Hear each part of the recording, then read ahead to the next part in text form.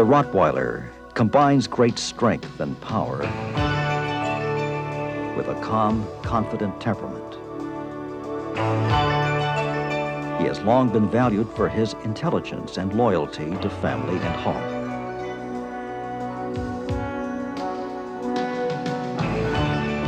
The Rottweiler is an ancient breed, thought to have derived from native herding dogs and Mastiff types brought into Central Europe by the Romans. One of the many outposts established by the Roman legions in southern Germany became the town of Rottweil. It was here that these hardy, self-sufficient dogs developed and became known as the dog of Rottweil, or the Rottweiler.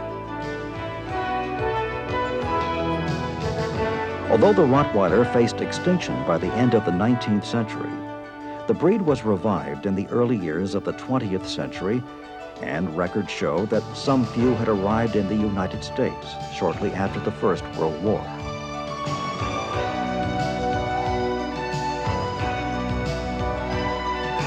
The Rottweiler was admitted to AKC registration in 1931. You will see many Rottweilers during this presentation.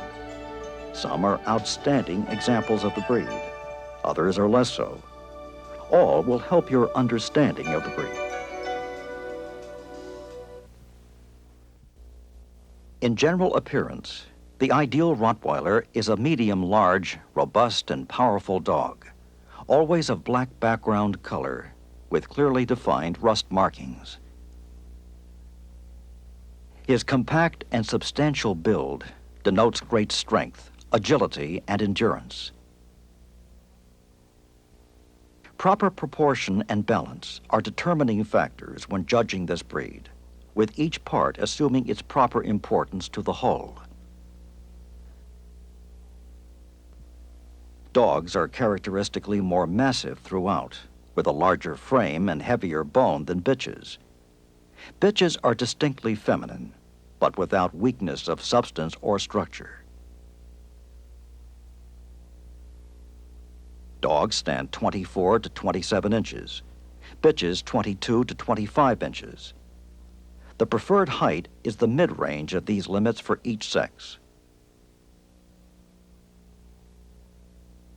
Correct proportion is of primary importance, as long as size is within the standards range. The length of body from prosternum to the rearmost projection of the rump is slightly longer than the height at the withers. The most desirable ratio of height to length is 9 to 10. The Rottweiler should appear neither shelly nor coarse, with depth of chest being about 50% of the overall height. Lack of proper proportion, or sizes which are under or over those specified by the standard, bitchy dogs or doggy bitches, are serious faults. The Rottweiler's bone and muscle mass must be commensurate with his frame, giving a compact and very powerful appearance. This bitch is finer in bone than considered ideal. The Rottweiler's movement should be balanced, harmonious, sure, powerful, and unhindered, with strong reach and powerful rear drive.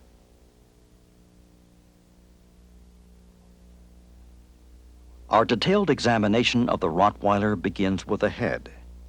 In profile, it is of medium length, with a moderately arched forehead line and a well-defined stop. The zygomatic arch, which is the bony ridge forming the lower border of the eye socket, is well developed. The muzzle is broad at the base, tapering only slightly in width and depth toward the truncated end. In profile, the muzzle has a straight bridge. The ideal ratio of back skull to muzzle is 3 to 2. The upper and lower jaws are strong and broad. Seen from the front, the head is broad between the ears. The forehead is preferred dry, although some wrinkling may occur when the dog is alert. The nose is broad rather than round and is always black. The lips too are black, with corners closed. Inner mouth pigment is preferred dark. A total lack of pigment, or a pink mouth, is a serious fault. Partial pigmentation or a flecked mouth is to be faulted. The teeth are 42 in number, with 20 in the upper jaw and 22 in the lower jaw. They are large, strong, correctly placed, and meet in a true scissors bite, lower incisors touching the inside of the upper incisors midway up the inner side. A level bite or one missing tooth are serious faults. Overshot, undershot, wry mouths, or 2 or more missing teeth are disqualifications. The eyes are of medium size and are almond-shaped with well-fitting lids. They are moderately deep-set, neither protruding nor receding. The desired color is a uniform dark brown.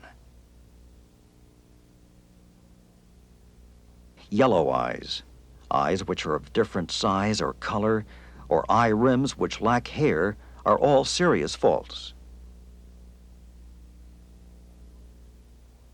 Entropion or ectropion are disqualifications.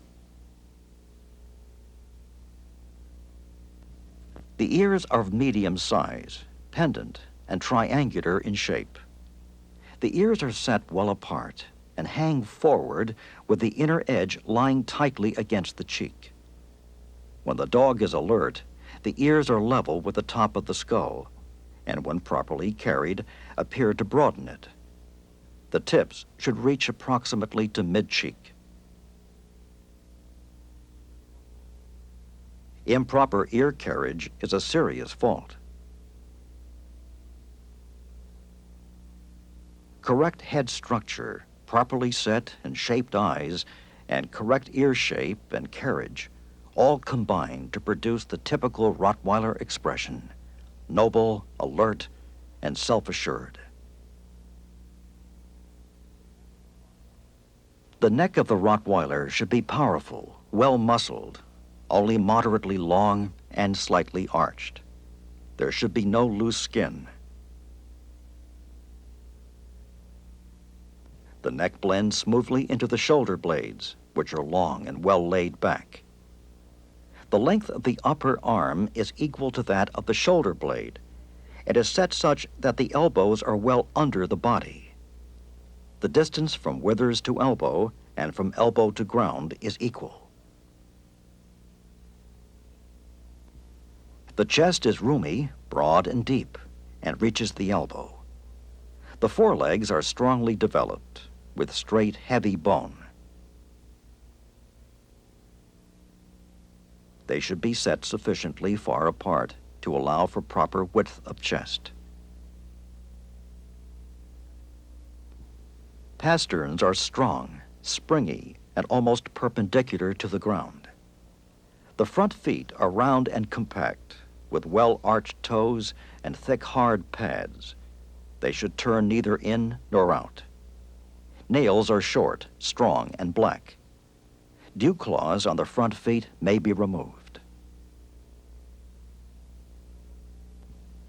If shoulder angulation is correct, a perpendicular line can be drawn from the withers through the elbow to the heel pad of the paw. There should be a pronounced forechest and well-sprung oval ribs. The back is straight, strong, firm, and level, extending in a straight line from behind the withers to the croup, and should be parallel to the ground when the dog is standing or in motion. The loin is short, deep, and well-muscled, while the croup is broad and of medium length. It should be only slightly sloping. A mature Rottweiler's underline has a barely discernible tuck-up. This dog's top line is less than ideal.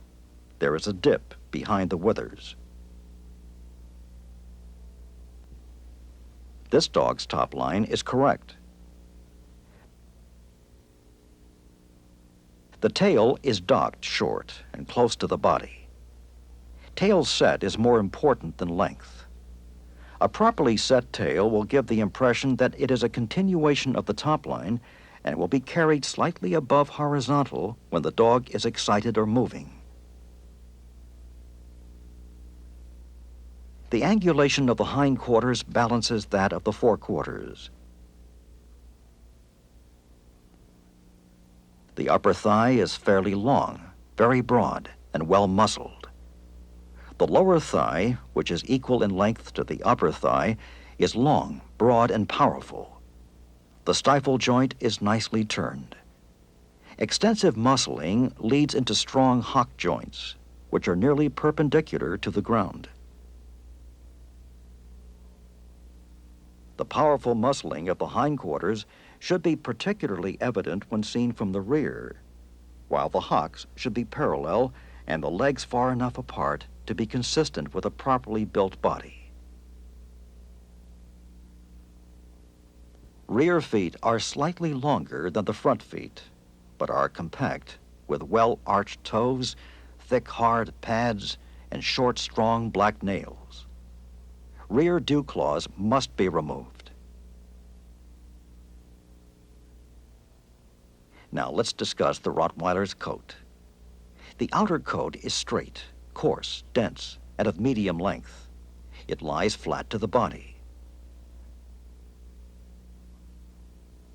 The undercoat is present on the neck and thighs, although the amount will vary with the climate. The undercoat should not show through the outer coat. The coat is shortest on the head, ears, and the legs, and longest on the breeching. The coat is always left natural with no trimming. A wavy coat is considered a fault.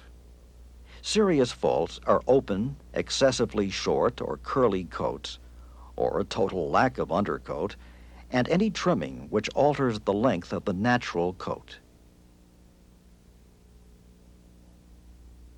A long coat is a disqualification. The Rottweiler's ground color is always black, with tan, rust, or mahogany markings. The demarcation should be clearly defined.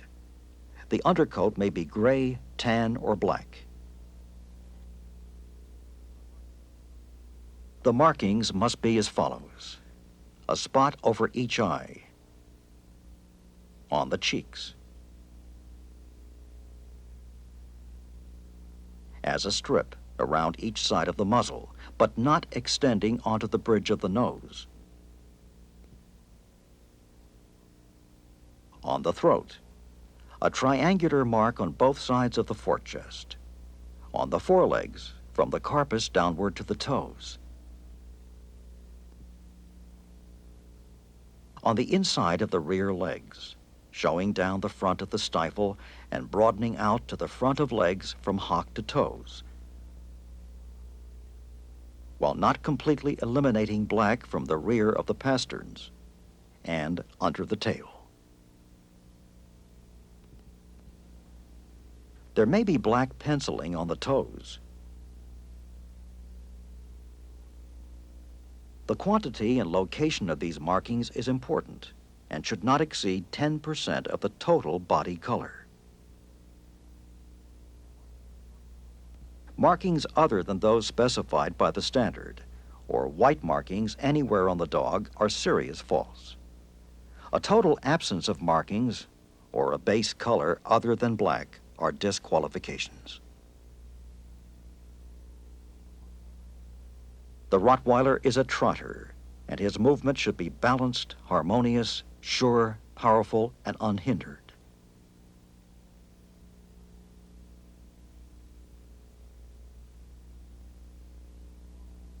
There should be strong reach in front and powerful drive from the rear. The imprint of the hind feet should touch that of the forefeet on the same side.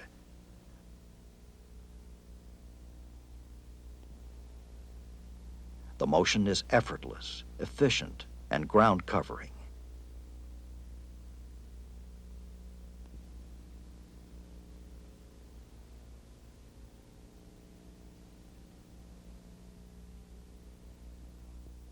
Seen from the front, the foreleg should be carried straight forward, not thrown to either side.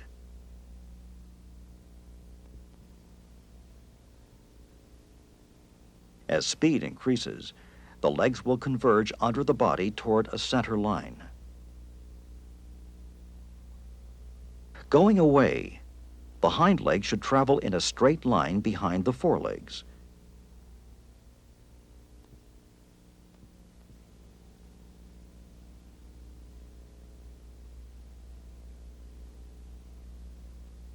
Again with convergence as speed increases.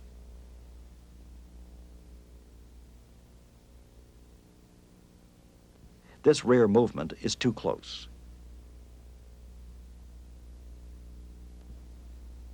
These elbows are loose.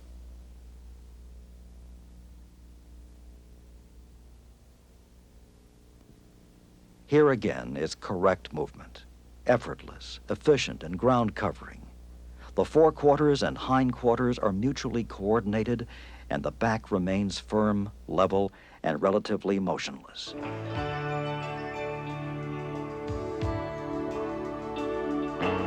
The foregoing is a description of the ideal Rottweiler.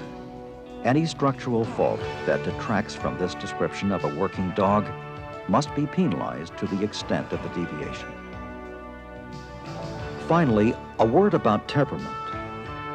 A Rottweiler is self-confident and responds quietly and with a wait-and-see attitude to influences of his environment. He is generally a calm, confident, and courageous dog, and is very protective of family and home. He has a self-assured aloofness that does not lend itself to immediate and indiscriminate friendships. This aloofness should not be penalized in the show ring. Within reason, a belligerent or aggressive attitude toward other dogs should be tolerated. However, judges should excuse from the ring any exhibit which threatens any person, refuses to stand for examination, or shrinks away. Any dog which attacks a person in the ring should be disqualified. Carefully preserved over the centuries, the Rottweiler remains an intelligent, hardy, and adaptable dog, equally at home as worker, guardian, or companion.